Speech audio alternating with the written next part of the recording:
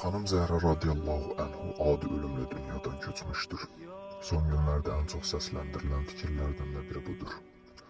Xanım Zəhra salamullahi aleyha adi ölümlə dünyadan köçmüşdürsə, atası Həzrət Resulullah ən yaxın olan, ondan sonra ən tez dünyadan köçən, qəzəbi qəzəbimdir, razılığı razılığımdır dediyi, atası Həzrət Resulullahın yanında niyə dəfn edilmədi?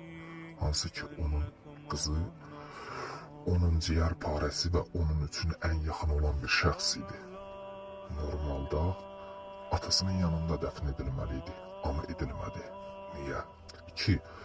Qarşı tərəfi deyilir ki, gecə dəfn edilməsinin səbəbi naməhrəm məsələsi idi.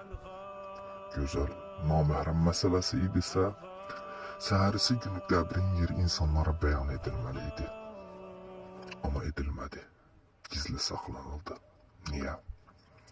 Atası Həzrət Resulullahın cənazəsində iştirak etməyənlər, ona cənazə namazı qılmayan dövrünün məşhur səhabələri, xəlifələri, Həzrət Resulullahın qızı xanım Fatimə-i Zəhra salamullahi aleyha üçün də cənazə namazı qılmadı və dəfnində iştirak eləmədi.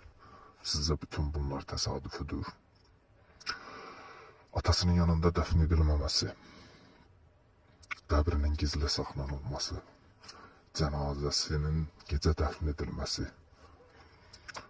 məlum səhabələrin onun dəfnində iştirak etməməsi, bütün bunlar ispat edir ki, heç də xanımın dünyadan köçməsi adi ölüm olmayıbdır.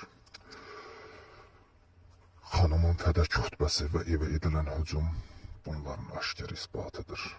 Allahın salamı olsun onun pak əhli beytinə,